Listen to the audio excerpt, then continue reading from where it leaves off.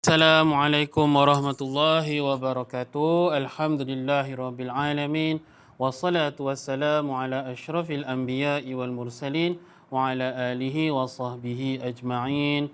Allahumma iftah alaina hikmataka wanshur alaina min khazaini rahmatika ya arhamar rahimin.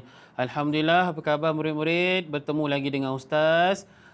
Terutamanya murid-murid tahun 3 Syafi'i dan tahun 3 Maliki. Apa khabar semua?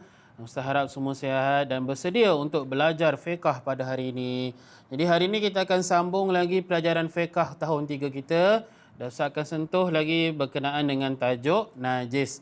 Jadi murid-murid boleh ambil buku teks. Okey, kita buka buku teks dan kita belajar bersama-sama. Okey, baik. Baik, sebelum ni Ustaz ada terangkan tentang najis mutawasitah. Ingat lagi tak? Kita dah belajar dulu najis ada 3 bahagian.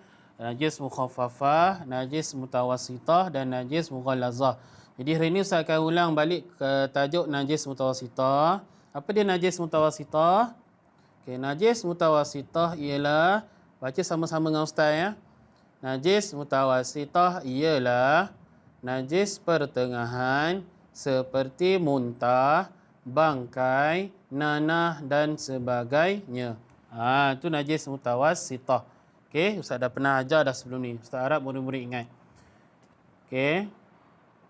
Ini contoh-contoh najis mutawassitah. Contoh-contoh dia tahi, nanah, darah, okey, kemudian bangkai, arak dan juga muntah. Jadi ini contoh-contoh najis mutawassitah. Okey. Okey, jadi hari ini kita tengok pula pada bahagian najis mutawassitah. Okey, kalau dalam buku teks pada muka surat yang ke-5. Tengok muka surat yang ke-5 dalam buku teks kamu. Okey, najis mutawassitah ada 2 bahagian Bahagian najis mutawassitah. Pertama najis hukmiyah, ikut ustaz ya. Kedua najis ainiyah. Okey, najis hukmiyah, kemudian najis ainiyah. Okey, jadi itu bahagian najis mutawassitah. Okey, mari kita tengok apa dia najis hukmiyah, apa dia najis ainiyah. Okey, sama-sama ikut Ustaz baca. Najis hukmiyah ialah najis dari segi hukumnya sahaja, sedangkan dari segi penglihatannya sudah tidak kelihatan lagi. Sekali lagi. Najis hukmiyah ialah najis dari segi hukumnya sahaja, sedangkan dari segi penglihatannya sudah tidak kelihatan lagi. Itu najis hukmiyah. Okey, bahagian najis mutawassitah yang pertama najis hukmiyah. Najis hukmiyah ni apa? Daripada segi hukum kita tak nampak dah najis tu.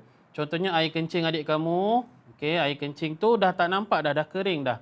Tapi dia masih lagi ada bau, masih lagi ada rasa air kencing tersebut. Jadi itu hukmiyah. Okey. Kita tak nampak dah air kencing tu, dah kering dah air kencing tu, tapi masih lagi ada bau. Jadi itu namanya najis hukmiyah.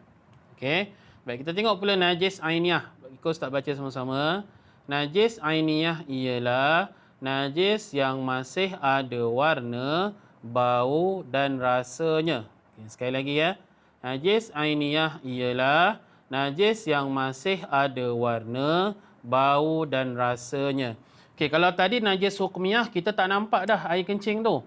Dah kering dah. Tapi najis ainiyah ni kita masih nampak lagi air kencing tu. Warna apa air kencing? Siapa tahu? Warna kuning. Kita nampak lagi warna kuning air tu. Masih ada lagi air kencing tu. Tak kering lagi. Jadi tu najis ainiyah. Faham? Najis hukmiyah tadi kita tak nampak dah air kencing tu, tapi masih lagi ada bau air kencing. Tapi najis ainiyah kita nampak lagi air kencing tu warna kuning. Jadi itu namanya najis ainiyah. Okey, kalau dalam buku kamu, okey, kita tengok dalam buku kamu ni. Nampak ni najis hukmiyah, buku surat 5 tadi. Najis dari segi hukumnya sahaja, sedangkan dari segi penglihatannya sudah tidak kelihatan lagi. Contohnya apa? Air kencing yang sudah kering. Kan? Ustaz cakap tadi kan air kencing yang dah kering. Jadi cara kita nak bersihkan dia ialah dengan menuangkan air ke atasnya sehingga air itu mengalir dan menghilangkan bau dan warnanya. Bila kita nak bersihkan najis ni, contohnya air kencing, kita tak boleh terus masuk ke dalam mesin basuh. Tak boleh. Kita kena alirkan air dahulu pada tempat yang terkena najis tersebut. Buka air paip kamu, bagi kena pada tempat terkena najis tu, bagi air tu mengalir. Kamu gosok sikit, letak sabun sikit, berus-berus sikit, baru boleh masukkan dalam mesin basuh. Itu cara dia. Okey, itu najis hukmiyah. Okey, najis ainiah pula. Okey, ialah najis yang masih ada warna, bau dan rasanya. Jadi cara kita nak bersihkan macam mana? Kita hilangkan warna, bau dan rasa. Tetapi jika masih belum hilang warnanya seperti darah kering di baju, hukumnya sah suci. Okey, kalau najis ainiah ni kita hilangkan dahulu najis tersebut. Kita nampak lagi air kencing tu, kita lap dulu dengan kain ke tisu ke, hilangkan dahulu. Kemudian basuh dengan air yang mengalir juga. Berus, letak sabun, bagi hilang bau, bagi tak ada rasa dah air kencing tu. Tapi tak payahlah rasa. Kalau dah tak ada bau tu maknanya dah bersih lah, tak payah rasa lagi.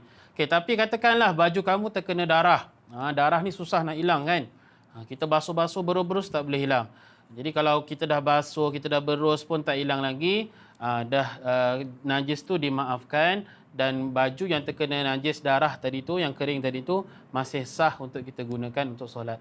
Tapi kalau banyak sangat darah kena pada baju, elok buang je lah baju tu. Tak payah nak basuh. Tapi kalau sikit kita sayang baju tu, dah basuh darah tak hilang-hilang juga, kita masih boleh gunakan baju tu untuk solat. Okey, faham ya? Itu najis hukmiyah dan najis ainiyah.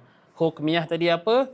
Tak nampak dah, air kencing dah kering. Ainiyah ni macam mana? Kita nampak lagi air kencing tu, masih lagi ada warna kuning, masih lagi ada bau.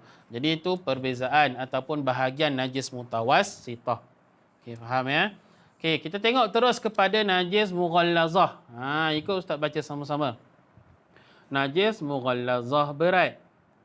Najis mughallazah ialah anjing, khinzir dan keturunan kedua-duanya atau salah satu daripadanya, termasuklah air liur, daging, bulu, kulit dan sebagainya.